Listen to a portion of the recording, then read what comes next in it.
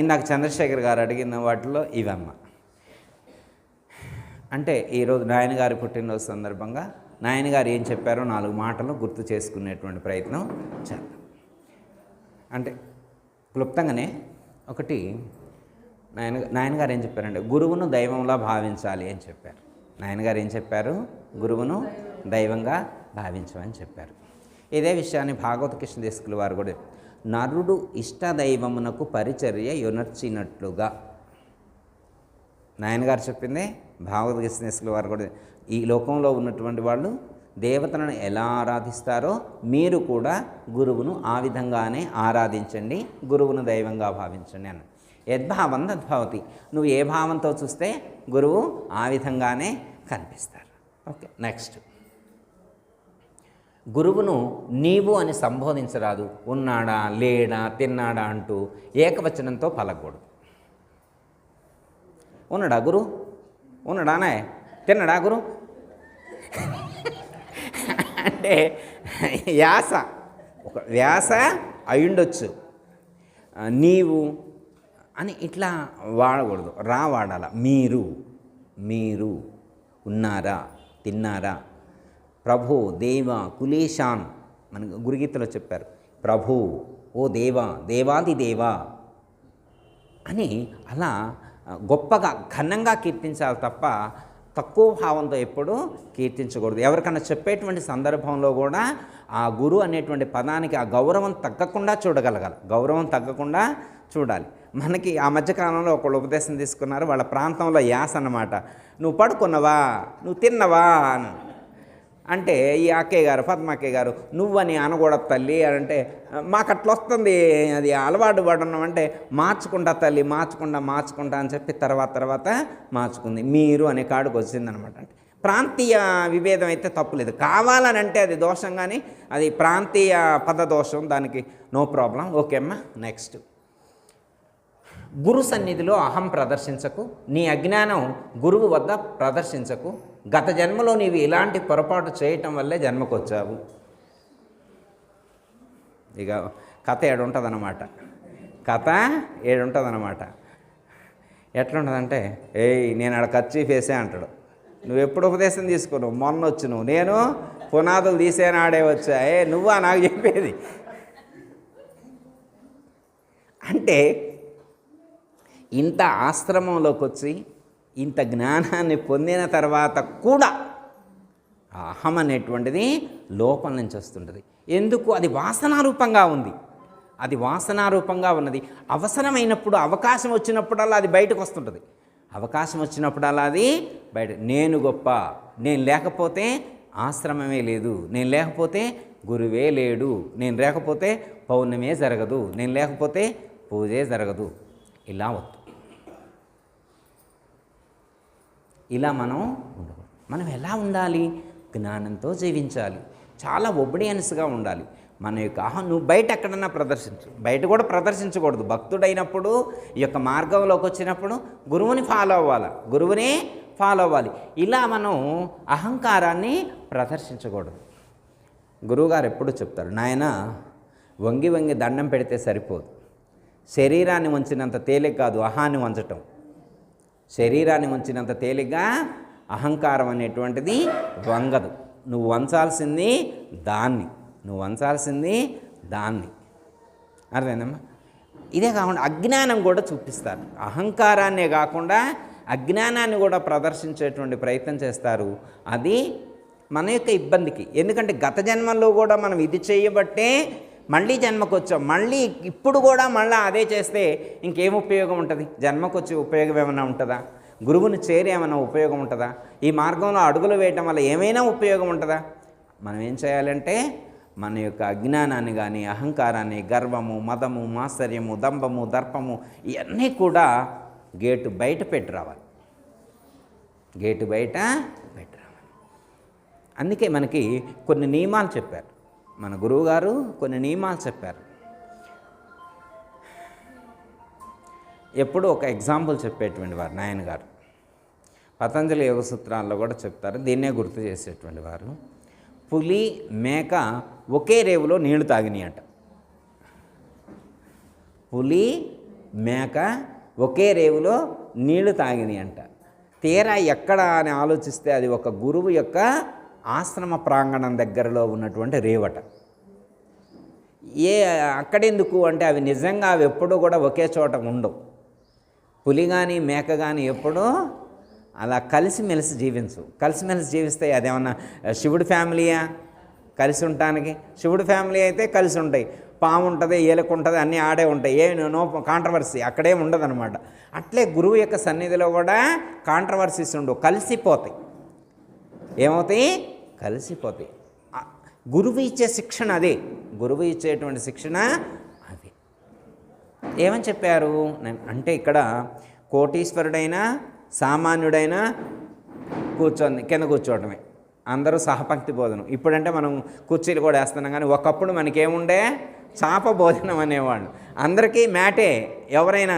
మరీ చేత ఇక్కడ కుర్చీలో ఎవరిని కూర్చోబెడతారు? కోటీశ్వరుని కూర్చోబెడతారా నాయనగారు?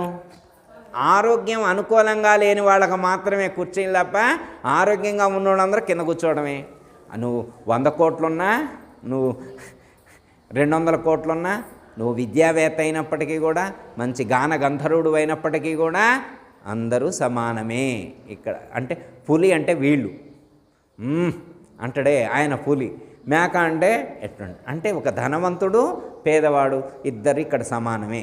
ఎవరు ఎక్కువ కాదు, ఎవరు తక్కువ కాదు. ఇద్దరు జ్ఞానం కోసం వచ్చిన వాళ్ళే, ఇద్దరు జ్ఞానం కోసం వచ్చిన, ఇద్దరు కూడా గురువు దృష్టిలో సమానమే. ఏమెక్కువ? ఏమెక్కువమ్మా? అర్థమైందా? తరించడం కోసం వచ్చాము. చిన్న అహం ఉంటే చాలు, కొంచెం అహం ఉంటే చాలు, మనిషి దుఃఖాన్ని పొందుతాడు. మరి మనం అలా ఉంటామా? మనకు అసలు అహంకారం కనపడిద్దా? మన దగ్గర అహంకారం కనపడిద్దా? ఎక్కడైనా డబ్బులు వస్తే మాత్రం, చదువు వస్తే మాత్రం, ప్లాట్ రేటు పెరిగితే మాత్రం వస్తే మనకు అహంకారం రానే రాదు. మీకు పాత ఎగ్జాంపుల్ ఒకటి చెప్తాను. ఒకరోజు ఒక ఏనుగు వీధిలో వెళ్తుందట. బావగారు, ఒక ఏనుగు వీధిలో వెళ్తుందట. అందరూ చూస్తూనే ఉన్నారు. అంతలోకి ఒక చోట ఒక అలుగులో నుంచి ఒక కప్ప బర్రను వచ్చిందట. ఒక కలుగులో నుంచి కలుగో ఎలుక కప్ప బర్రను వచ్చిందంట. ఇట్లా చూసింది, ఎవరు అని. ఏనుగు పోతుంది. ఎవడరా ఏనుగు ఇటుపోవడం ఏంటని చెప్పి ఎగిరి ఎడంగాలతో తన్నిందట. ఎవరిని? ఏనుగుని. తన్నింది ఎవరు? కప్ప. చూడండి, అయితే ఎందుకు తన్నిందో తెలియట్లా జనానికి. అందరు చూస్తున్నారు. అంటే వెనకటి రోజుల్లో, ఇప్పుడంటే ఫోన్లోనే ఎమ్మటే వీడియో తెస్తారన్నమాట.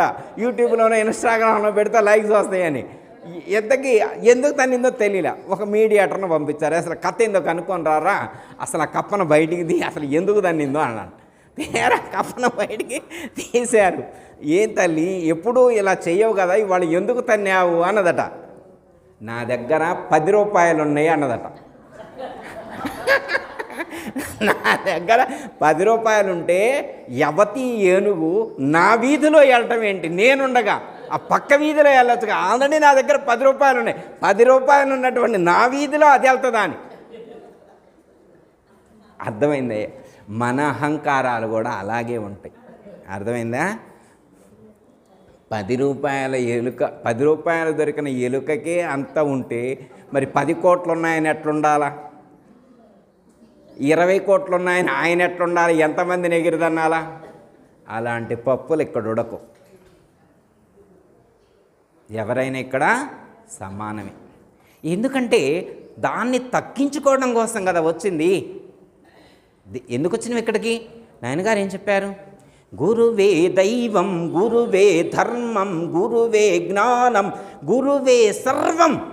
ఆశ్రమాలలోనే అహమును తీసివేసుకుందాం, ఆశ్రమాలలోనే అహమును తీసివేసుకుందాం, గురుని సేవలోనే గుణమును తీర్చిదిద్దుకుందాం. ఎంత బాగా చెప్పారు. అర్థమైందమ్మా? మన ఆహాన్ని తగ్గించుకోవడానికి నెలవి ఇక్కడే తగ్గించుకోవాలి. మన గుణాన్ని ఇక్కడే కుదుర్చుకోవాలి. గురి కుదుర్చుకోవాల్సింది కూడా ఇక్కడే. శిక్షణ ఇచ్చేటువంటి మహాత్ముడి యొక్క సన్నిధిలోనే మనం మార్పు చెందకపోతే, ఈ జన్మ వృధా అయిపోతే ఇంకెప్పుడు మరి నెక్స్ట్ మరి ఇలాంటి అవకాశం మనకు వస్తుందో రాదో. కాబట్టి మనకి ఎప్పుడైనా ఎక్కడైనా బయటికి కనపడ్డా కనపడకపోయినా లోపల ఎక్కడెక్కడో అంతరాంతరాల్లో మిగిలిన్నా కానీ దాన్ని కూడా బయటికి తీసి కాల్చల్లండి వెళ్ళేప్పుడు. దేన్ని? అహాన్ని. దేన్ని? అహాన్ని. మళ్ళీ కాల్చల్లమంటే పర్సులో మన డబ్బులు ఏమని అనుకుంటున్నా, అట్లా కాదయ్యా, అట్లా అది కాదు. అహాన్ని. డబ్బులే మనకు ఇబ్బంది పెట్టచ్చు, అహం ఏదైతే ఏమన్నదో అది మనల్ని ఇబ్బంది పెట్టేటువంటిది. ఓకే, నెక్స్ట్, గురువుతో వాదించకు, అది చాలా పెద్ద దోషం, అది నిన్ను జన్మ జన్మలకు వెంటాడుతుంది. అర్థమైందమ్మా? మనకి గురుగీతలో ఒక మాట చెప్తారు, శిష్యుడు గురువు యొక్క సన్నిధిలో భృత్యుని వలె ఉండాలి అన్నారు. ఎలా ఉండాలా? భృత్యుని వలె. అంటే భృత్యుడు అంటే భట్టుడులాగా అనుకోండి, సేవకుడిలాగా. ఎట్లా అంటే సేవకుల్లాగా ఉండాలన్నమాట. అంటే ఏది చెప్తే అది వినేట్లుగా ఉండాలి తప్ప ఇదెందుకండి అదెందుకండి అని నువ్వు అనొద్దు. ఎందుకంటే వారికి ఒక లక్ష్యం ఉంటుంది, వారికి ఒక ఆలోచన ఉంటుంది. మరి గురువు అంటే సామాన్యమా? ఇప్పుడు ప్రతిదీ నీకు చెప్పి చేయాల్సిన అవసరం లేదుగా. వారు ఏదో ఒక ఉద్దేశంతో చేస్తారు. ఆ ఉద్దేశం ఏంటో నువ్వు గుర్తించగలిగితే గుర్తించు, లేకుంటే లేదు. అర్థమైందా? నువ్వు వాదించి నువ్వు అదెందుకు చేస్తున్నావు ఇదెందుకు చేస్తున్నావు అని అనొద్దు. సపోజ్ ఉదాహరణకి సద్గురు సహస్రనామ స్తోత్రం మీకు తెలుసమ్మా? సద్గురు సహస్రనామ స్తోత్రం. ఎందుకంటే మనకి విష్ణు సహస్రనామాలు, లలితా సహస్రనామాలు, లక్ష్మీ సహస్రనామాలు, గణపతి సహస్రనామాలు, ఇట్లా సహస్రనామాలు చాలా ఉన్నాయి కదా. మరి గురువుకంటూ సహస్రనామాలు ఎక్కడా కనిపించట్లేదు కదా. మనం కూడా ఆ గురువు గారికి ఒక సహస్రనామాలు రాసుకొని స్తోత్రంలాగా పాడుకుందామని చెప్పి పాడుకున్నాం. 144 శ్లోకాలు, 144 శ్లోకాలు, 4 4 + 1 9 వచ్చేట్టుగా, 144 టోటల్ కూడితే 9 వచ్చేట్లుగా, అంటే పెద్ద అంకె ఉండాలన్న ఉద్దేశంతో 9 టోటల్ వచ్చేట్టుగా ఒక సద్గురు సహస్రనామ స్తోత్రాన్ని మనం పారాయణం చేయటం మొదలుపెట్టాం. మీ గురువుగారు ఇచ్చేసిండా? ఆ గురువుగారు చేసిండా? నువ్వెందుకు చేస్తాను? ఏదో ఎవరి కోసం? ఎవరి కోసం? నా కోసమా? అయితే ఆ స్తోత్ర పారాయణాన్ని నమ్మకంతో పాటించినటువంటి వాళ్ళందరూ రిజల్ట్ చెప్పారు. అందులో జ్ఞానం ఉంది, అందులో జ్ఞానం ఉంది. నువ్వు అందులో ఉన్న జ్ఞానాన్ని పట్టుకో. వేరే ఏముంది అందులో? ఏముంది అందులో? ఏమన్నా వేరే ఉపయోగపడింది ఏమన్నా ఉందంటే ఆలోచించు. ఇందాక మనం చెప్పుకున్నాం కదా, పుట్టినరోజునైనా అదే, పరంపదించిన రోజునైనా అదే, బర్త్డే, ఇంకా గృహప్రవేశమైన ఏదైనా, పౌర్ణమైన ఏదైనా, నెలపొడిపోయిన అదే పూజ కదా. పూజ అదే కదా చేసేది. ఒక ఆలంబన శిష్యుడిని తరింపజేయడం కోసం, వాడిలో ఒక మార్పు తీసుకురావడం కోసం. మనం సపోజ్ పొంగలోనే సద్గురు మంత్ర చదవమని, ఓ పొద్దాకలు అదేనా గురువుగారు చదివేది, కొత్తదేవి లేదా అంటాడు. వాడు కొత్తదనం కోరుకుంటాడు. శిష్యుడు కొత్తదనం కోరుకున్నప్పుడు కొద్దిగా పదాలు మార్చి ఇంకో పాట అందిస్తే వాడి సాటిస్ఫాక్షన్ ఉంటుంది. అర్థమైందమ్మా? రోజు పులిహారే పెడుతున్నారు అనుకోమ్మ, ఎంతమంది తింటారు?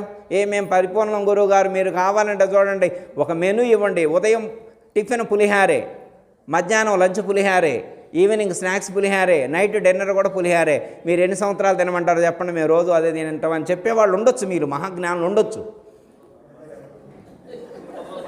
ఉండలేరా? అయితే అంత రుచిగా పద్మక్కయ్యలాగా, భారతమ్మ గారిలాగా అంత రుచిగా చేసే, పద్మక్కయ్య గారిలాగా అంత రుచిగా చేసి పెట్టే వాళ్ళు ఉండాలి. చిన్న ఎగ్జాంపుల్ పాతదే, అంటే ఏంటంటే టేస్ట్గా ఉంటే ఓకే. ఒక ఆవిడ కోర్టులో కేసు పెట్టిందంట.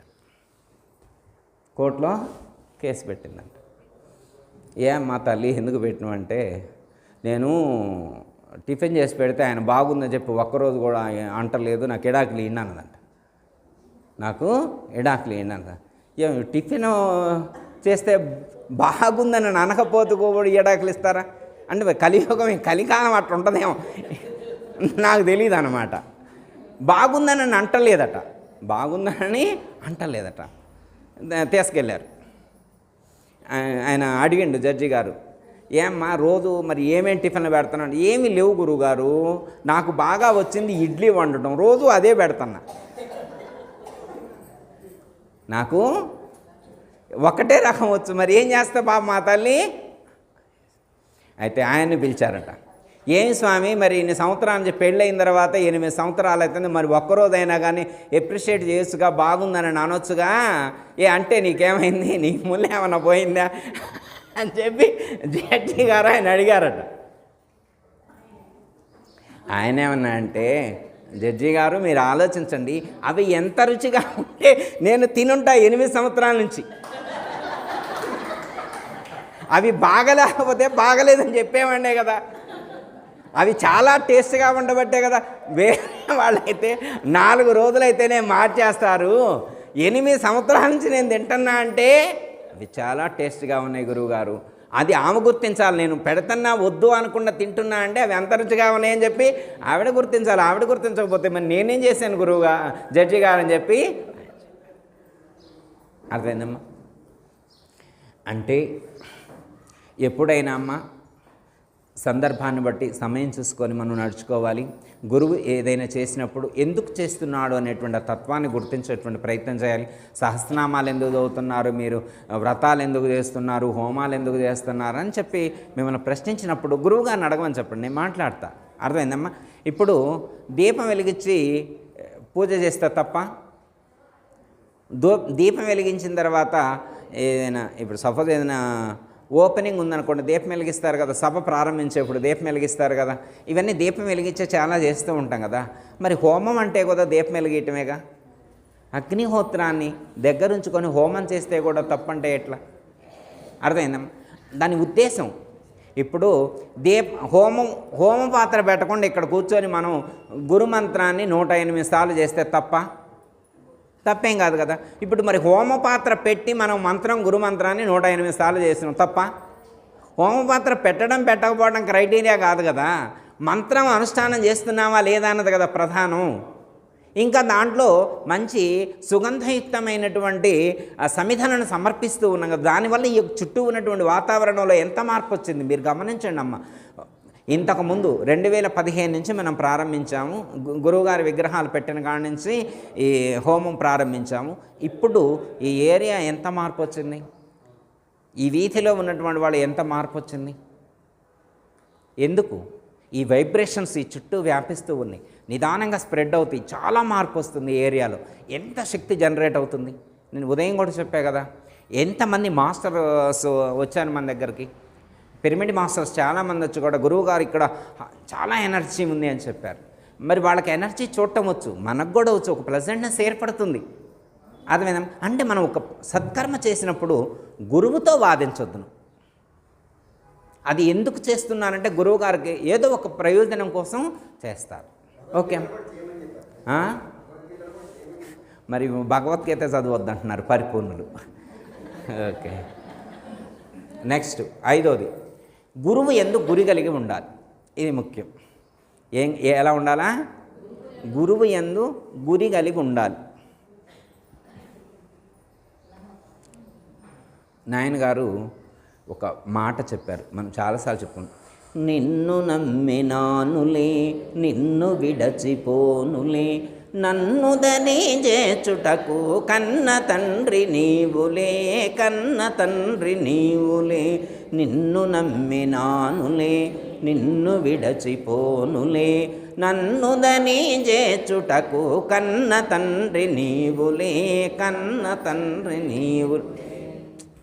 ఎలా ఉండాలంటే నమ్మకం అలా ఉండాలి. ఎట్లా ఉండాలా? నిన్ను విడిచిపెట్టి పోను, గురువుని విడిచిపెట్టి వెళ్ళే ప్రసక్తే లేదు. అర్థమైందా?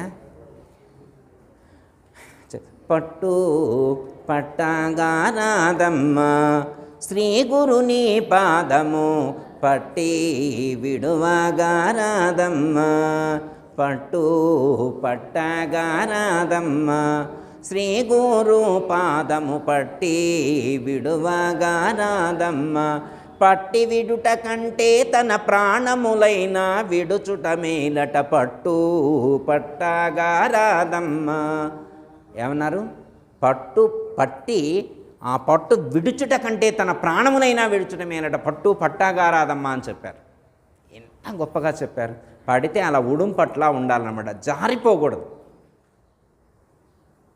అర్థమైందమ్మా? ఇక్కడేమన్నా కన్న తండ్రిలాగా గురువుని ఎలా ట్రీట్ చేయాలన్నారు? శిష్యుడు కన్న తండ్రిలాగా భావించాలి. మనం కన్న తండ్రిలా భావించే కన్న బిడ్డలాగా వారు చూస్తారు, గురువు అలా చూస్తారు.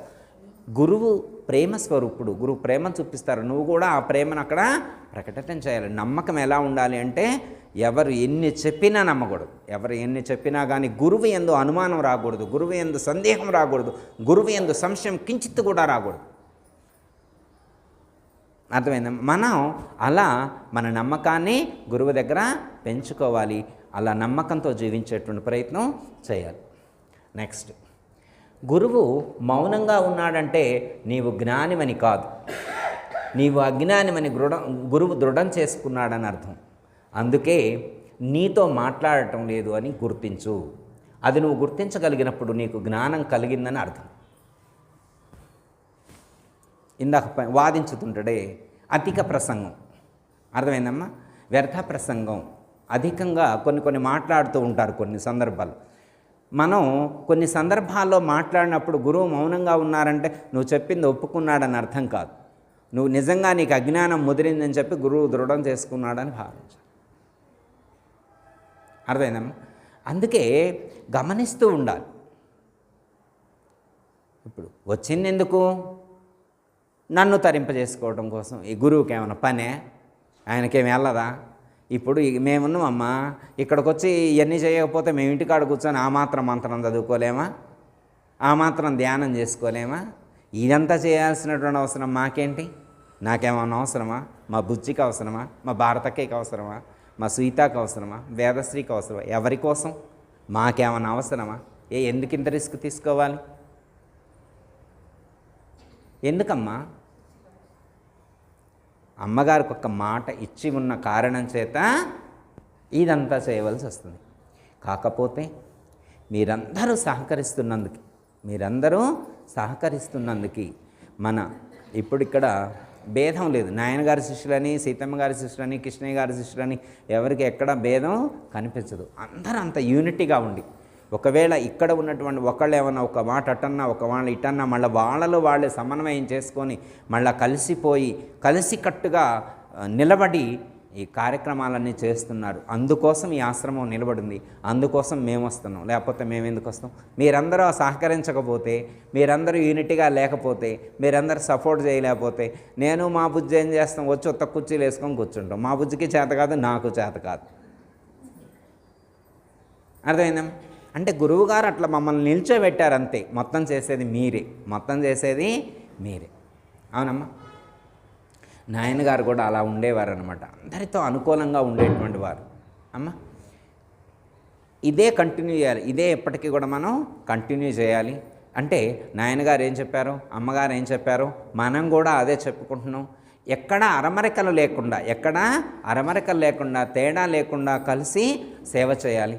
అంటే కూరగాయలు కోసేప్పుడు, వడ్డిచ్చేప్పుడు, అప్పుడే కాకుండా మీరు రాగానే అప్పుడప్పుడు ఫోన్ చేసుకుంటారు కదా, ఫోన్ చేసుకున్నప్పుడైనా కానీ నువ్వు మరి నాయనగారి పుస్తకంలో ఉపదేశ వాక్యం ఎన్నో చదువుతున్నావు, నువ్వు ఎంత మంచి గురుడు దొరికినా ఆ తత్వం ఏమైనా చదివినవా, నేను చదివా బాగుంది, నువ్వు కూడా చదువుకున్నావా అని చెప్పి వాళ్ళకు ఫోన్ చేసి మీరు చెప్పి, వాళ్ళు ఎప్పుడైనా నాకు ఫోన్ చేసినప్పుడు ఇప్పుడే పలానా అక్కయ్య గారు నాకు ఫోన్ చేశారు, ఎంతమంది గురుడు దొరికిన తత్వాన్ని పట్టుకొని సాగదీస్తున్నారంట, విచారణ చేస్తున్నారంట, రేపు వచ్చే పౌర్ణానికి ఉపన్యాసం చెప్పాలని అనుకుంటున్నారు అని చెప్పారనుకో, నేను ఎంత సంతోషిస్తా.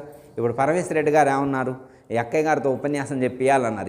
వెళ్ళే లోపల వారు చెప్పిస్తా అన్నారు. అది వారికి సంబంధించిన విషయం. నేను చూస్తాను అన్నమాట. పొద్దాగర కృష్ణయ్య గారు చెప్పటమేనా, మీరు విన్నదంతా ఏం చేస్తున్నారా, సంచిలో వేసుకొని పోతున్నారా, కొద్దిగా అయినా చెప్పిపోండి అంటున్నారు. మరి మీరు నేర్చుకున్నారని మీకు రాదని నేను చెప్పట్లేదమ్మా, మీకు వచ్చు, కానీ గుర్తు చేస్తాను నేను అంతే. గురువుగారు చెప్పింది గుర్తు చేస్తాను, మీకు తెలిసిందే మీకే గుర్తు చేస్తాను అంతే. మీకు పాతది విన్నది మళ్ళీ గుర్తుకొచ్చింది అనుకో, హ్యాపీగా ఉండరా?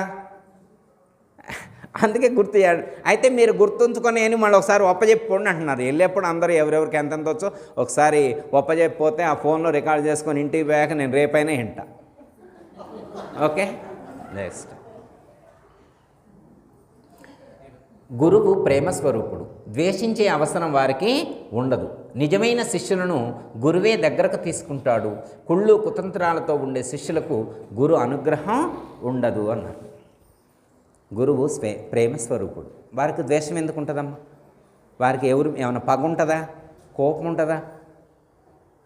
గట్టిగా మందలించి చెప్తే అది ఏమన్నా కోపమా?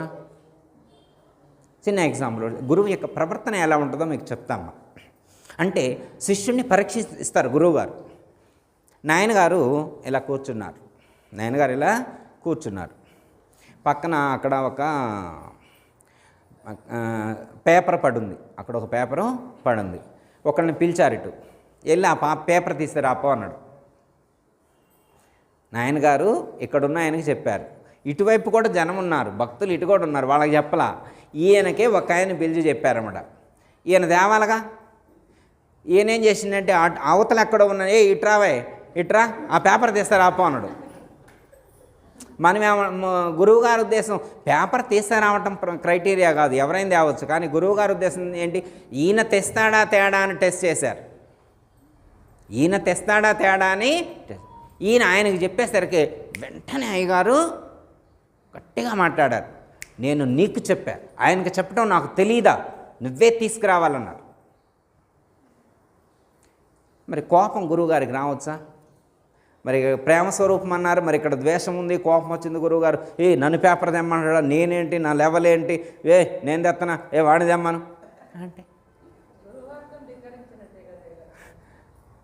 అంటే ఇక్కడ ఏంటంటే మనకు లోపల అహం ఉంటే అహం అనేటువంటి జబ్బు ఉంటే ఎన్ని మందులు మింగినా తగ్గదు. అర్థమైందమ్మా? అందుకే గురువు పరీక్ష చేస్తాడు వాడికి ఎంత ఉందని. అమ్మగారు అయితే ఏం చేసేవారంటే పట్టుకు చీర కట్టుకొని రాంగులోనే చూస్తాను, అమ్మ 4 గిన్నెలు నేను తోమి రాపో అంట. ఏం అనలేదు అక్కయ్య గారు? అన్నారా లేదు? వీళ్ళ పట్టు చీర తడిచిదాం మాసిదాం వాము ఆశ్రమం అని వస్తే గిన్నెలతో ఇస్తుండే ఈ గురువుగారు బాగానే ఉందిలే లోపల, బయటకంటే బాగోదుగా గిన్నెల్లో ఇచ్చారు.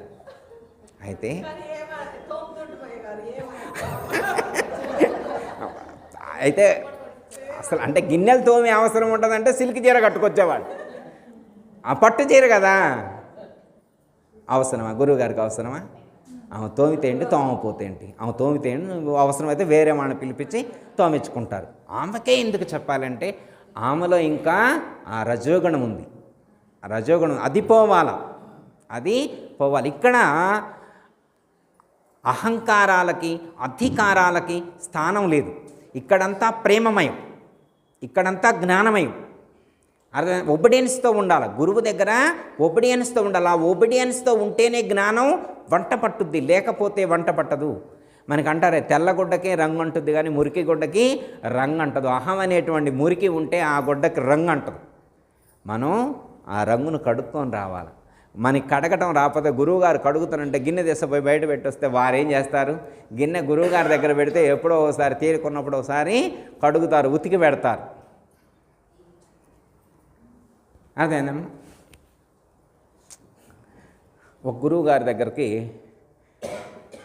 ఒక ఆయన వచ్చిందంట.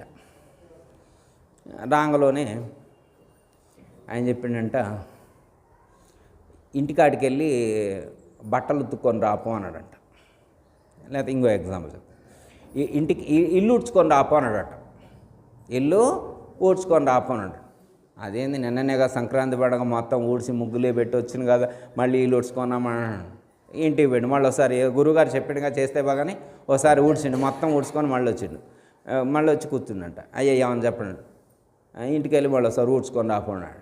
అదేంది, మళ్ళీ ఇప్పుడే ఊడ్చొచ్చి మళ్ళీ ఊడ్చకరమ్మంటాడు గురువుగారు. ఆ గురువుగారికి ఏమైనా మైండ్ పోయిందే ఏమన్నాడు అనుకున్నట్ట. మళ్ళీ ఊడ్చమన్నాడు. మళ్ళీ పోతే ఎన్నిసార్లు వచ్చినా ఊడ్చుకోనన్నాడు. బయటకు వచ్చిన తర్వాత మీ గురువుకి ఏమైనా దిమాగ్ ఖరాబ్ అయిందా, మెంటలా, ఇల్లు ఊడ్చుకొని రమ్మంటాడు, బట్టలు ఉతుకొని రమ్మంటాడు, సాకల పని చేస్తాడా, ఇల్లు ఊడ్చే పని చేస్తాడా, పాకి పని చేస్తాడా, ఏందా మీ గురువు ఇది చేస్తాడు అని చెప్పి వాళ్ళ శిష్యుడు అడిగిండంట. ఎవరైనా ఆయన ఇల్లు ఉడవడం అంటే ఆ ఇల్లు కాదురా, బట్టలు ఉతకడం అంటే ఆ బట్టలు కాదురా, ఇది చొక్కా. చొక్కా అంటే ఇది కాదు, శరీరమే ఓ చొక్కా. నీకు 4 చొక్కాలు ఉన్నాయి. స్థూల శరీరం ఓ చొక్కా, సూక్ష్మ శరీరం ఓ చొక్కా, కారణ శరీరం ఓ చొక్కా, మహాకాడు. అవి ఉతుక్కొని రమ్మన్నారు గురువారు. చొక్కాలు ఉతుక్కొని రావడం అంటే ఇంట్లో ఉన్నటువంటి తెల్ల చొక్కాలు బీరువాలో ఉన్న ఇస్త్రీ అయి ఉన్నా కానీ మళ్ళీ మొత్తం ఊడదీసి మళ్ళీ ఉతుక్కొని మడతేసి ఇస్త్రీ తెచ్చుకొని మళ్ళీ పెట్టొస్తే గురువుగారే ఒప్పుకోరు. ఉతకాల్సింది అవి కాదు, ఇవి. ఇల్లు ఊడటం అంటే ఇది ఇల్లు, శరీరమే 4 శరీరాలు. ఊడ్చుకో, చీపిరి పట్టుకో. పట్టారా? జ్ఞానం అనేటువంటి చీపిరితో అజ్ఞానం అనేటువంటి మాలిన్యాన్ని పారగొట్టాలి. అప్పుడు ఇల్లు శుభ్రమైంది. అర్థమైందా? పండక్కి ఇల్లు కడగటం అంటే చాలామందికి తెలియదు అనమాట. ఆ ఇల్లు కడుగుతారు, ఆ ఇల్లు కడతారు. అప్పుడు పండగ కాదు, ఈ ఇల్లు కడిగితే పండగ అయింది. ఉతికిన వస్త్రాన్ని ధరించాలన్నారు. పండగ రోజున ఉతికిన వస్త్రం అంటే మలినము లేదని అర్థం. ఏ చొక్కా ఆ చొక్కా కాదు, ఈ చొక్కా. దీనికున్న మాలిన్యాలు పోగొట్టుకోవాలి. ఒక గురువుగారి దగ్గరికి ఒక ఆయన వైట్ అండ్ వైట్ వేసుకొని వచ్చిందంట. ఆయన అవధూత. ఆయన లక్షణం, ఎవరైనా వెళ్ళి టీ ఇస్తే ఆయన టీ తాగుతాడట. అందరు ఇచ్చినవి కాదు, ఏదో 10 మంది. ఇప్పుడు నాంపల్లి బాబా దగ్గర అందరు వెళ్ళి సిగరెట్లు పెడతారు కదా, బీడీలో సిగరెట్లు పెడితే ఏదో ఒకటి తీసుకొని తాగుతారు ఆయన.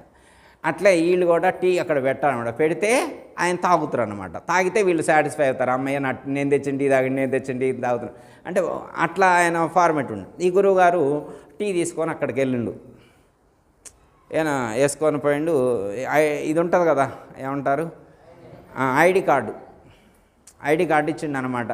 విజిటింగ్ కార్డు, అడ్రస్ అనమాట. పెద్ద పటాటోపంతో ఉన్నాడు. విజిటింగ్ కార్డు కూడా పెద్ద పేజీ అంత ఉందిలే, ఆయన బిరుదులే ఆయన ఆడ పెట్టిండు అన్నమాట. ఆ గురువుగారు ఆ కార్డు చూసి టీ తెస్తే ఆ టీ ఆయన మీదనే పోసిండు. ఇట్లా ఆయన మీదనే టీ పోసిండు అన్నమాట. అప్పుడు ఆయన తీసుకొచ్చిన ఆయన ఉంటాడే, ఆయన్ని తిట్టడం మొదలుపెట్టిండు అనమాట.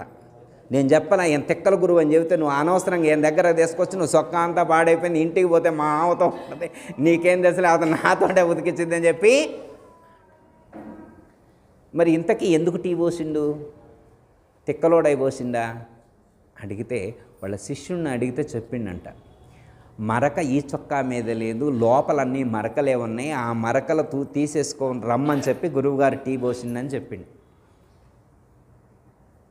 ఇప్పుడు తెల్ల చొక్కా చూస్తారు, లోపల ఉన్న చొక్కాకి లోపల ఉన్న దానికి ఉన్న మరకలు ఎవడు చూస్తాడో ఆయన చూస్తాడు, గురువు చూస్తాడు. లోపల ఉన్నదాని మరక గురువు చూస్తాడు. అంతరంగమందు అపరాధములు చేసి మంచి వాని వరను మనుజుడు ఇతరులు ఎరుగకున్న ఈశ్వరుడు ఎరుగడా విశ్వదాభిరామ వినరవేమ అని చెప్పారు. దాన్ని కదా మనం మార్చుకోవాల్సింది, దాన్ని కదా మనం శుద్ధి చేసుకోవాల్సింది. అమ్మ, గురువుకి ఎప్పుడు కోపం ఉండదు. గురువు ఎప్పుడు కూడా ప్రేమమయంగా ఉంటారు. ఏదైనా గట్టిగా మాట్లాడారు అంటే మనల్ని ఉద్ధరించడం కోసమే, మనల్ని బాగు చేయడం కోసమైనటువంటి భావంతో మనం జీవించగలగాలి. నెక్స్ట్, నిస్వార్థంగా సేవ చేసిన వారికే గురు అనుగ్రహం లభిస్తుంది. గురువు వద్ద నటించకు, అతి వినయం పనికిరాదు. నేను గొప్ప సేవకుడిని అని చెప్పాల్సింది శిష్యుడు కాదు, గురువు. యాక్షన్ ఏదన్నా ఉంటే బయట చూసుకో, ఇక్కడ ఆశ్రమంలో కుదరదు, గురువు దగ్గర ఇక్కడ నువ్వు నటించొద్దు. నటించితే ఆ మాత్రం కనిపెట్టలేనాడు గురువు, ఊరికినే అలా కనిపెట్టేస్తారు. ఇందాక పైన చెప్పాం కదా, గురువు కనిపించినా మాట్లాడు, ఎందుకంటే వేచి చూస్తాడు. ఎందుకు వేచి చూస్తాడు అంటే, నీ అజ్ఞానమే, నీ అహంకారమే, నీ యొక్క చేష్టలే నీకు దుఃఖాన్ని కలిగిస్తాయి, వేరే ఇంకేం చేస్తారు ఆ ఒక్కల. అర్థమైందా? మనిషిని ఇబ్బంది పెట్టడానికి వేరే ఏం చేయగల, మనం చేసుకున్నటువంటి పాపమే, మనం చేసుకున్నటువంటి దుష్కర్మే మనను దుఃఖానికి కారణం చేస్తుంది. కాబట్టి మన ప్రవర్తన చాలా బాగుండాలి. ఓకే, ఇక్కడ నిస్వార్థంగా సేవ చేయాలి అని చెప్పారు. అదొక్కటి గుర్తు చేసుకుందాం. రెండోది, మనం చేసినటువంటి సేవను గురించి మనం ఎప్రిషియేట్ చేసుకోవడం కాదు, దాన్ని గురువు గుర్తించాలి. వెరీ గుడ్, నువ్వు బాగా సేవ చేసావని చెప్పి గురువు ఎప్పుడు పొగడరమ్మ. ఎందుకంటే మళ్ళీ ఎక్కడ శిష్యుడికి అహంకారం వస్తుందో అన్న ఉద్దేశంతో గమనిస్తూ ఉంటారు. వారికి అన్నీ తెలుస్తుంది, నాయనగారికి తెలీదా, అమ్మగారికి తెలీదా, గమనిస్తూ ఉంటారనమాట. అయినా కానీ వారు చెప్తూనే ఉంటారు. ఎందుకంటే మనలో ఎప్పుడు ఎలాంటి పొరపాటు దొరలకూడదన్న ఉద్దేశంతో వారు చెప్తారు. అర్థమైందమ్మా? ప్రతిఫలాన్ని ఆశించకుండా సేవ చేయాలి. ఎలా చేయాలి? ప్రతిఫలాన్ని ఆశించకుండా సేవ చేయాలి. అడ్వర్టైజ్మెంట్ కోసం సేవ చేయకూడదు, ప్రచారం కోసం సేవ చేయకూడదు. సేవ ఎలా ఉండాలి అంటే తనను తరింపచేసేట్లుగా ఉండాలి తప్ప 10 మంది మెచ్చుకోవడం కోసం మాత్రమే సేవ చేయి. నీకు ఏది చేతనైతే అదే చెయ్యి, నీకు ఏది చేతనైతే అదే చెయ్యి. అర్థమైందమ్మా? మనం ఒకరిని మెప్పించడం కోసం కాకుండా మన ధర్మంగా, మన కర్తవ్యంగా, మన బాధ్యతగా మనం సేవ చేయాలి. ఇప్పుడు ఎంతోమంది గురువులు మనందరినీ ఆశీర్వదిస్తూ ఉన్నారు. ఏమని? మీరు మంచి సేవ చేస్తున్నారు అని. పరమేశ్వర రెడ్డి గారు ఎప్పుడూ ఏమని చెప్తారు? అమ్మ మీరు మంచిగా సేవ చేస్తున్నారు, నాకు చాలా ఆనందంగా ఉంటుందని చెప్పి ఎన్నిసార్లు మనకు చెప్పలేదు? చాలామంది గురువులు ఫోన్ చేసి కూడా చెప్తూ ఉంటారనమాట, మీ ఆశ్రమంలో మంచిగా సేవ చేస్తున్నారు శిష్యులని. అది ఎవరి గొప్పదనం? మీ గొప్పదనం. అర్థమైందమ్మా? మీకు ఇంతటి జ్ఞానాన్ని ఇచ్చినటువంటి గురువు గారి గొప్పదనం. అర్థమైందమ్మా? గురువు గారు చెప్పినట్లు విన్నటువంటి గొప్పదనం మీది కదా, వినాలి కదా. మీరు విన్నారు కాబట్టే అంత స్థితి. అయితే అమ్మగారు ఎప్పుడూ చెప్తూ ఉంటారు, నాయనగారు కూడా చెప్తారు, ఈ ప్రపంచంలో జన్మరహితం అనేటువంటిది కానీ, ఆ అహం అనేటువంటిది కానీ సేవలోనే నశిస్తుంది, సేవలోనే తొలగిపోతుంది. అహంకారం సేవ చేసినటువంటి వాడికి తొలగిపోతుంది. అర్థమేనమ్మా? నిజమైనటువంటి సేవ చేసేటువంటి వాడు, నిజంగా సేవ చేసేటువంటి వాడు ఎలాంటి ప్రచారాన్ని కోరుకోడు, ఎలాంటి కీర్తి కోసం కానీ గొప్పల కోసం ఎవరు కూడా చేయరు. మనకి పాట కూడా చదువుతుంది కాకయ్య, కీర్తి కాంక్షలయందు పడకుండా చూడుము, కీర్తి కాంక్షలయందు పడకుండా చూడుము. అంటే మనం కీర్తి కోసం చేయకూడదు, గొప్పల కోసం మనం చేయొద్దు. మన ధర్మంగా అంటే ఒక శిష్యుడిగా మనం ఏం చేయాలో అది చేయాలి. Okay, next. గురువు కానీ గురుభక్తులు కానీ సమాజానికి ధైర్యాన్ని ఇవ్వాలి. ఇంట్లో, వ్యాపారంలో, ఉద్యోగంలో, సమాజంలో తన చుట్టూ ఉన్న వారికి ధైర్యాన్ని ఇవ్వాలి. నేను ఉన్నాను, మీకేం కాదు అనే భరోసా ఇవ్వాలి. సమాజానికి కావాల్సింది కేవలం డబ్బు కాదు, డబ్బు, కార్లు, బంగ్లాలు, ప్లాట్లు, బంగారం, సుఖాలు కాదు. ధైర్యం కావాలి, ప్రేమ కావాలి. అదే నీ ధర్మాన్ని నిలబెట్టు. ఏమని చెప్తున్నారు? మన కుటుంబంలో సమస్య వస్తే మీరు ధైర్యాన్ని చెప్పాలి.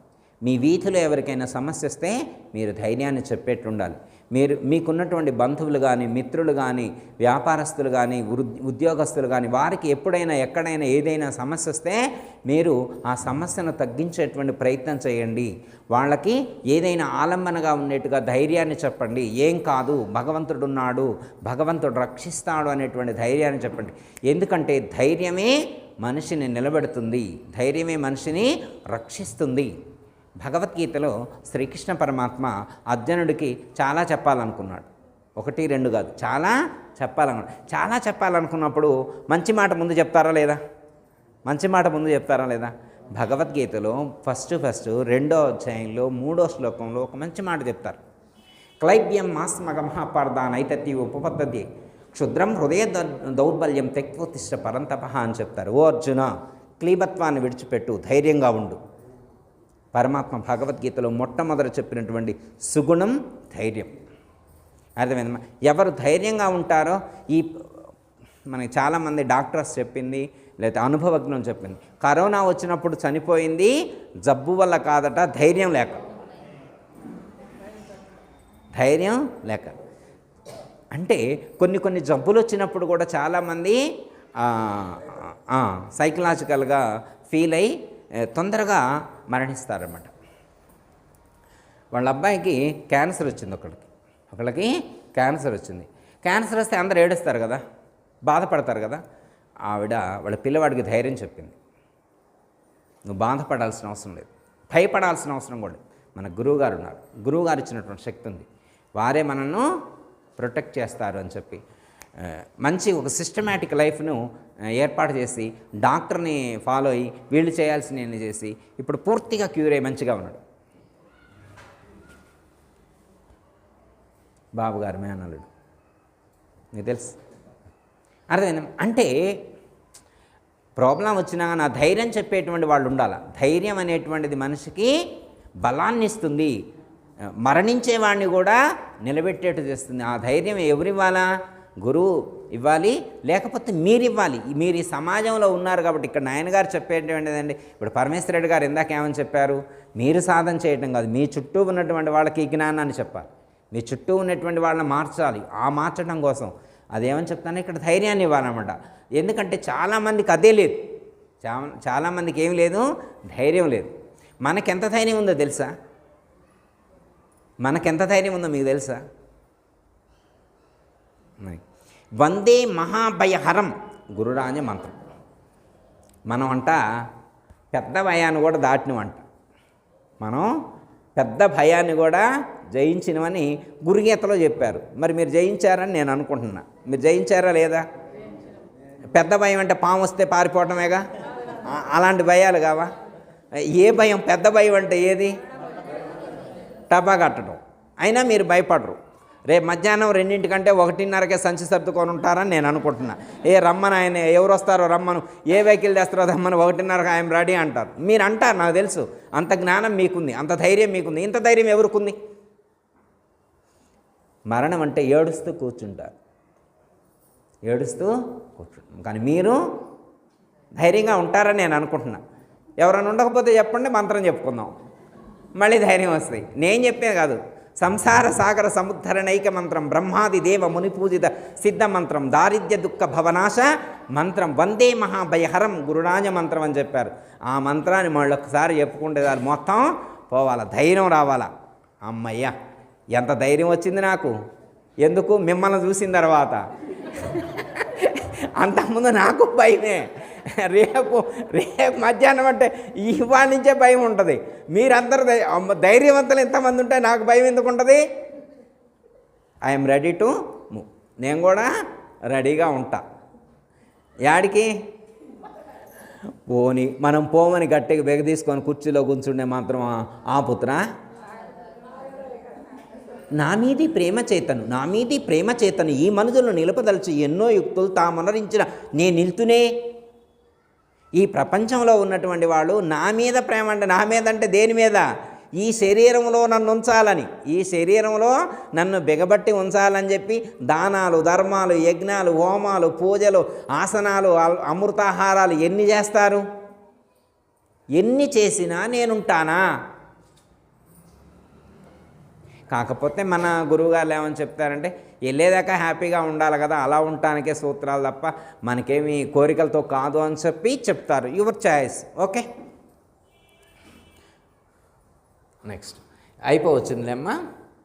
గురు సన్నిధిలో అణిగిమణిగి చాలామంది అణిగిమణిగి ఉంటారు చాలామంది. కానీ బయటికి వెళితే వాళ్ళ అసలు రూపం బయటపడుతుంది. కాబట్టి వాళ్ళతో ఎలా జీవించాలో నిర్ణయించుకో. అబ్బా, మీ ఎంత బుద్ధిమంతురాలండి ఇక్కడ. గురువుగారు మీకు తెలియట్లేదు, బయటికి వెళ్తే వాళ్ళు ఎట్లుంటారో ఎక్కడున్నట్లే అక్కడ కూడా ఉంటారనుకుంటున్నారు. నేనైతే ఉంటారనుకుంటాను. మరి వీళ్ళు చెబుతుంటారనమాట. విశ్వరూపం చూసిన వాళ్ళు వదిలిపెడతారమ్మా, ఫోటోలు పెట్టరు కానీ చెప్తుంటారనమాట. చూసినట్టే ఉంటుందన్నమాట నాకు కొంతమందిని కూర్చు. ఇక్కడున్నట్లు అక్కడ ఉండరట. ఎవరు చెప్పాలా? వాళ్ళ అత్తగారు ఏకంగా ఖాళీగా ఉన్నప్పుడు చెప్పాలి కోడలు ఎట్లాంటిదని. అర్థమైందమ్మా? వాళ్ళ కోడలు చెప్పాలి వాళ్ళ అత్తగారు ఎట్లాంటిదో. కోడలు అత్తగారి గురించి చెప్పాలా, అత్తగారు కోడల గురించి చెప్పాలి. అర్థమైందమ్మా? అల్లుడు మామగారు గురించి చెప్పాలా, మామగారు అల్లుడు గురించి చెప్పాలి. అర్థమైందమ్మా? బిడ్డలు తల్లి గురించి చెప్పాలి, తల్లి బిడ్డల గురించి చెప్పాలి. అంటే ఒకళ్ళని గురించి ఒకళ్ళు చెప్పాలన్నమాట. ఏమని చెప్పాలి? శభాష్, వెరీ గుడ్. బా, ఎంత గొప్ప భక్తులండి వీళ్ళు, ఎంత గొప్ప జ్ఞానులండి, ఇక్కడ ఉన్నట్లే ఇంటికాడ కూడా ఉంటున్నారండి అని చెప్పినప్పుడు నేను సంతోషిస్తా, గురువుగారు సంతోషిస్తారు. వామ్మో గురువుగారు మీకు తెలియదండి, ఎక్కడున్నట్లే అక్కడ ఉంటారనుకుంటున్నారా? ఒక్కసారి మీరు వితౌట్ ఇన్విటేషన్ ఇంటికి వెళ్ళండి, వితౌట్ ఇన్ఫర్మేషన్ ఇంటికి వెళ్ళండి. వాళ్ళు మీకు ఫోన్ చేసి వెళ్తున్నారు, మీరు అందుకే వాళ్ళు సర్దుకొని ఉంటున్నారు. మీరు ఫోన్ చేయకుండా వాళ్ళ ఇంటికి వెళ్ళండి, వాళ్ళ అసలు రూపం ఏంటో మీకు భయపడేదాన్ని. అంటే మీరు అట్లా ఉండరని నాకు తెలుసు. ఇప్పుడున్నట్లే అక్కడ కూడా ఎప్పుడు ఇలాగే ఉంటారని నా నమ్మకం. నా నమ్మకాన్ని నిలబెడతారని గురువుగారు కూడా నమ్ముతున్నారు. అర్థమైందమ్మా? ఎందుకంటే అది ఒక ల్యాబ్ లాంటిది, మనకి టెస్టింగ్ ల్యాబ్ లాంటిది ఇంటికాడ. అర్థమైందమ్మా? ఇక్కడ థియరీ తెలుసుకొని అక్కడ ప్రాక్టికల్స్ చేసుకోవాలి. మనం ప్రాక్టికల్స్ చేసుకోవాల్సింది ఎక్కడ? ఇంట్లోనే. అర్థమైందమ్మా? కాబట్టి ఇంటిని దేవాలయంలా మార్చాలన్నారు, ఇంటిని ఒక ఆశ్రమంలా తీర్చిదిద్దుకోవాలన్నారు. ఆశ్రమం ఎంత పవిత్రంగా ఉందో ఇల్లు కూడా అంతే పవిత్రంగా ఉండేట్లుగా చూసుకుంటే ఇక్కడ ఉన్నంత ఆనందం అక్కడ కూడా ఉంటుంది. అదే చిన్న చిన్న విషయాలకి గిన్నెలు అడుగు సొట్లు పోయేట్టు, ప్లేట్లు మొత్తం సొట్టలు పడేట్టు, గ్లాసులన్నీ వంకరలు పోయేట్టు చేయకూడదు. వేరే వాళ్ళు చేస్తారు, మనం చెయ్యం. మన గిన్నెలు ఎప్పుడు ప్లేన్గా ఉంటాయి. గురువు గారు మీకు తెలియదు, మొన్న వచ్చేప్పుడే మా గిన్నెలన్నీ పాతవి అమ్మే కొత్తవి తెచ్చిన మీరు చూస్తా అన్నారని, గిన్నెలు చూస్తారని అన్నీ అమ్మినమని మీరు అనరు, నాకు తెలుసు. మీరు పాత గిన్నెలే. గురువు గారు మీకు తెలియట్లేదు, 20 సంవత్సరాల నుంచి కూడా మేము అవే గిన్నెలు వాడుతున్నాం అంటే వెరీ గుడ్. 20 సంవత్సరాల నుంచి కూడా అది అంటే అమ్మా మన ప్రవర్తన, మన ఆలోచన ఇక్కడ ఎట్లా ఉంటామో అక్కడ కూడా అలాగే ఉండేట్లుగా సరే. ఎందుకంటే అప్పుడే ఒక సార్థకత అనేటువంటిది చేకూరుతుంది. లేకపోతే పుట్టినందులకేమీ ఫలము, పుట్టినందుకు ఉపయోగం ఉండాలి కదా. ఇక ఎన్నాళ్ళు ఉంటాం? నాకు 50 వచ్చింది, ఇంక ఎంత ఉంటాం? 10, 20 ఉంటాం. మరి ఈ లోపులోనే ఎందుకు ఈర్ష్యలు, ద్వేషాలు, కోపాలు, తాపాలు? ఒక ప్రశాంతత లేకుండా లక్ష్యం కోసం అడుగులు వేసేటువంటి అంతిమ క్షణంలో ఉన్నాం, చివరి క్షణంలో ఉన్నాం. ఇప్పుడు కూడా మారకపోతే, ఇప్పటికీ అలాగే ఉంటే, ఇప్పటికీ మారకపోతే, ఇప్పటికీ అలాగే ఉంటే ఎందుకు ఈ జన్మకు? ఎందుకు గురువును చేరటం? ఎందుకు భగవద్గీత పఠించడం? ఎందుకు మంత్రానుష్ఠానం చేయటం?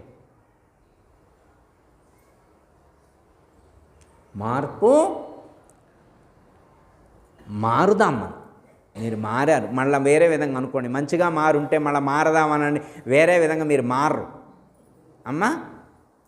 ఎప్పుడైనా ఎక్కడైనా అంటే ఆవేశం రాదని, కోపం రాదని నేను అంటలేదమ్మా. ఒక ఇబ్బంది జరిగినప్పుడు, ఒక సంఘటన జరిగినప్పుడు మనసు టెంప్ట్ అవుతుంది. దాని లక్షణం అది, దాని యొక్క సహజ లక్షణం అది. అది టెంప్ట్ అయినా కానీ మనం సంయమనం పాటించాలి. మనని మనం కంట్రోల్ చేసుకోవాలి. సెల్ఫ్ కంట్రోలింగ్ అనేటువంటిది మనకు ఉండాలి. ఉన్నప్పుడు మాత్రమే ఈ మార్గంలో చేరినందుకు, గురువును చేరినందుకు ఒక అర్థం, సార్థకత అనేటువంటిది చేకూరుతుంది.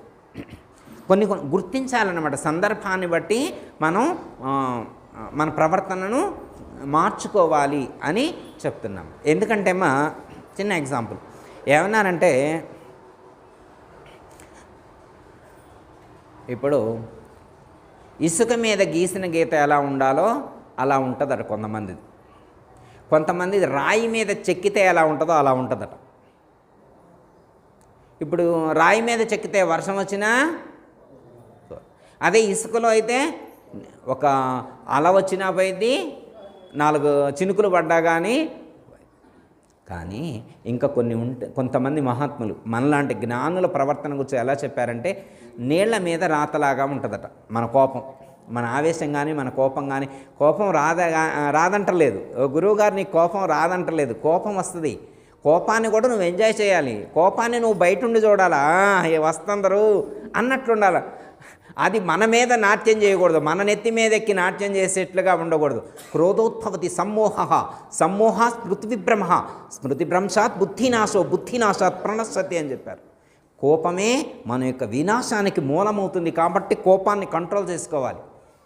ఎప్పటి నుంచో అడుగుతున్నా, బయట డబ్బా కూడా పెట్టుంది. కోపం ఉంటే ఏమన్నా ఆడేసి పోండి, అది మీకు ప్రమాదం. ఎట్లంటే నిప్పురవ్వ జేబులో వేసుకొని ప్రయాణం మొదలుపెట్టిండండి. ఎలా ఉంటుంది? మర్చిపోయిండు, నిప్పురవ్వ జేబులో వేసుకొని మర్చిపోయిండు, సొక్క కాలకుండా ఉంటుందా? అలాగే కోపం అనేటువంటి దాన్ని అగ్ని అన్నారు. కోపాన్ని క్రోధాగ్ని అన్నారు. ఏమన్నారు? దాన్ని లోపలేసుకొని తిరుగుతుంటే కాల్చకుండా ఉంటుందా? ఇప్పుడు కాబట్టి ఎప్పుడో ఒకసారి లోపల పెట్టిన తర్వాత కాలకుండా ఎలా ఉంటుంది? కాబట్టి డబ్బాలో వేసిపోండి, ఏం కాదు, గురువుగారు దాన్ని ఆర్పేస్తారు. అర్థమైందమ్మా? మనం నీటి మీద గీసిన గీతలాగా ఉండాలి. అప్పటికప్పుడే మర్చిపోవాలి. ఇందాక గురువుగారు చెప్పండి, పెన్నామ ఇడుగుచ్చుంది, ఆవిడపై అడుగుచ్చుంది. ఏం తల్లి అడుగు? ఆ ఉంటే నేను అడుగుచ్చోను. ఆశ్రమం కాబట్టి ఆమె వచ్చినా కానీ, నేను వచ్చా కానీ అసలు ఫంక్షన్ కాడికి అయితే ఆమె వస్తుందని తెలితే నేను పోతానా? అస్సలు పోను. అంబా నేను తక్కువ తిన్నా అనుకుంటున్నా గురువుగారు, నేను కూడా ఉప్పు కారం తింటున్నా, అందుకే గురువుగారు ఉప్పు కారం తగ్గివన్నారు. అయినా కానీ ఎల్లిపాయ ఉల్లిపాయ కాస్త ఉప్పు కాస్త కారం తక్కువ తింటే అది తగ్గుద్దట. ఏంటది? రజోగుణం.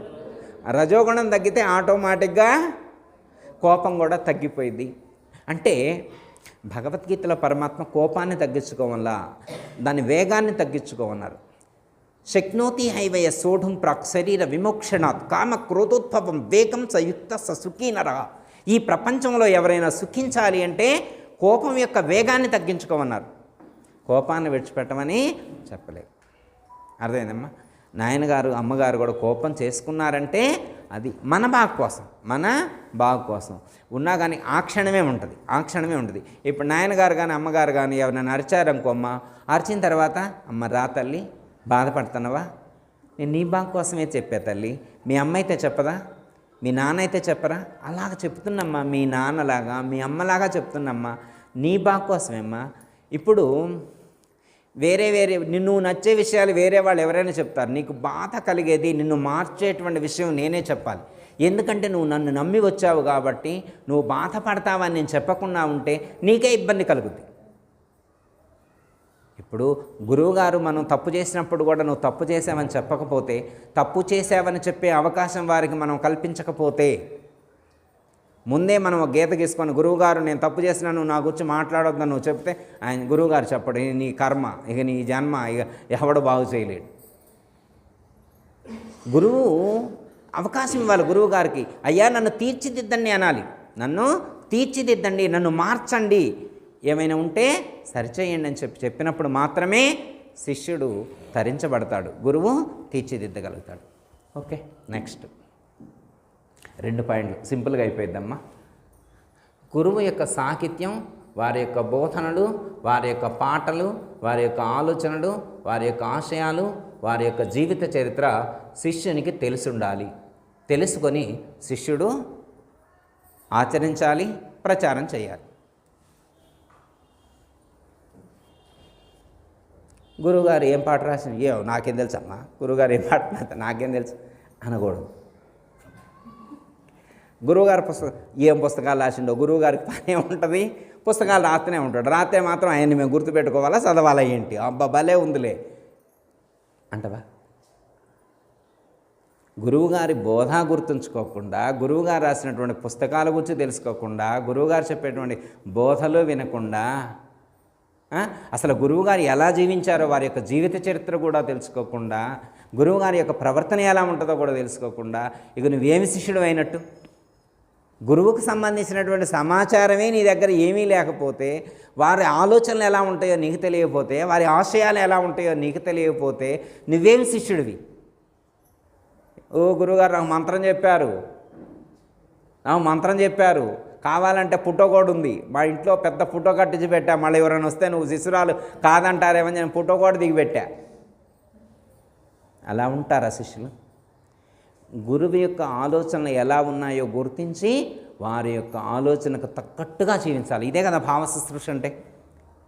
గురువుగారు ఏం కోరుకుంటారు? మనం రత్నాలు వజ్రవైఢూర్యాలు ధనాన్ని తీసుకొచ్చిస్తే సంతోషిస్తా అన్నారా? లేదు. భగవద్గీతలో కూడా శ్రీకృష్ణ పరమాత్మ ఇదే చెప్తారు. ఈ ప్రపంచంలో నాకు అత్యంత ఇష్టమైనటువంటి వాళ్ళు ఎవరంటే కొబ్బరికాయలు కొట్టేళ్ళు, నైవేద్యాలు పెట్టేవాళ్ళు, వీళ్ళ గురించి చెప్పలేదమ్మా. భగవద్గీతలో ఎవరంటే ఇష్టం అని చెప్పారు? నేను నా డ్యూటీ ఎవరైతే చేస్తారో వాళ్ళంటే ఇష్టం. అంటే ఈ లోకానికి జ్ఞానాన్ని అందించే వాళ్ళంటే నాకు చాలా ఇష్టం. లోకాన్ని ఉద్ధరించేవాళ్ళు, లోకాన్ని బాగు చేసేవాళ్ళు, లోకానికి మేలు చేసేటువంటి వాళ్ళు ఎవరైతే ఉంటారో వాళ్ళంటే నాకు చాలా ఇష్టం అన్నారు. అదే చెప్తున్నారు ఇక్కడ. మనం కూడా ఆ డ్యూటీ చేయాలి. అర్థమైందా? మనకి అప్పు తీర్చాలన్నారు. మీకు ఏమైనా తెలుసా? అప్పు ఏమైనా ఉందా మీకు? గురుగారు మాకు అప్పాడదని మొత్తం ఎప్పుడో తీర్చేసినాక, కావాలంటే బ్యాంకు బ్యాలెన్స్ కూడా చాలా ఉంది, మీకు తెలియదు అనుకుంటా, అందుకే మేము అప్పు తీర్చాలని మమ్మల్ని అడుగుతున్నారని మీరు అనుకుంటారు. కానీ ఈ ప్రపంచంలో పుట్టిన ప్రతి మానవుడికి 3 రకాల అప్పులు ఉంటాయట. మీకు తెలియదు, మీకు తెలుసు, బయట వాళ్ళకి తెలియదు. అప్పు తీర్చడం అంటే, ఒకటి మాతాపితృల రుణం తీర్చడం, అంటే తల్లిదండ్రుల రుణం తీర్చుకోవాలి, ఇది ఒకటి. రెండోది గురు రుణం తీర్చాలి. మూడోది దేవతా రుణం తీర్చాలి. మనకి తెలుసు కాకే గారు, మనకు తెలుసు కదా. అయితే ఇప్పుడు మనకు తెలిసింది కొత్తగా వచ్చిన వాళ్ళకి చెప్పాలి. ఇప్పుడు తెలిసిన వాడు ఇప్పుడు పరమేశ్వర రెడ్డి గారు అదేగా అన్నది, ఇప్పుడు తెలుసు అన్నారు కదా, ఆ తెలిసింది చెప్పటం అంతే, ఏం లేదు. అర్థమైనా? ఇప్పుడు మాతాపితృల రుణం తీర్చాలి అంటే ఉపదేశం తీసుకున్న తర్వాత తల్లిదండ్రులకు అన్నం పెట్టట్లేదంటే ఆయన్ని వృద్ధాశ్రమంలో పడేశారంటే మరి ఆయన ఏం రుణం తీర్చినట్టు? నేను డబ్బులు కూడా కట్టట్లేదు, నేను వృద్ధాశ్రమంలో వేసిన తర్వాత డబ్బులు కూడా కట్టలేదు. మా తమ్ముడు కట్టాలా, మా తమ్ముడు కట్టవద్దు, నేను ఎందుకు కడతాను, నాకేం పని, అబ్బా నేను కడతానా అంటాడు. అంటే మనం ఉపదేశం తీసుకుంటే మాత్రం మా అన్న కట్టాలి, మా అన్న కట్టకపోతే నేను ఎందుకు చూస్తాను, మా అమ్మ నాన్న నేను చూడండి, నేను ఒక్కనే కొడుకుని, ఆస్తి మొత్తం వాళ్ళు ముగ్గురు పంచుకోవాలా, నేను ఒక్కనే చూడాలి, నేను ఎందుకు చూస్తా అనడం. ఆయన గురుభక్తులు అవుతారమ్మా, ఆయన మాతాపత్రుల రుణం తీసుకున్నవాడు అవుతురా? అసలు తల్లి మనను కనేప్పుడు ఆ ప్రసవ వేదన ఎంత ఉంటుంది, మళ్ళీ పునర్జన్మ ఎత్తినట్టే కదా. ఆ తల్లి నేను జన్మించడం కోసం, నేను ఈ లోకంలో పుట్టడం కోసం అంత నొప్పిని భరించి నాకు జన్మనిచ్చిందంటే నేను ఎంత చేస్తే మాత్రం ఆ రుణం తీరుతుంది? తీరదు కదా. తల్లి ఎంత ప్రేమతో మనల్ని పెంచింది. శాంతి స్వరూప్ గారింటికి వెళ్తే నాకు మంచిగా అనిపించింది. మదర్స్ రూమ్ కట్టారు, అందరూ చిల్డ్రన్స్ రూమ్లు కడతారు. ఏం కడతారు? పెద్ద అబ్బాయికి అది, చిన్న అబ్బాయికి ఇది, మాకిది. మరి అమ్మా నాన్నకి వాళ్ళు హాల్లో పడుకుంటారు,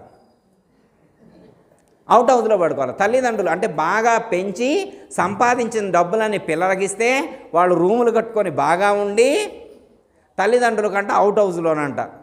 ముసలోళ్ళకి ఇక్కడ ఉంటే బాగోదు, వాళ్ళు చెప్పినట్టు వినరు, ఇంకా బయటేస్తారట. అట్లుంటుందా?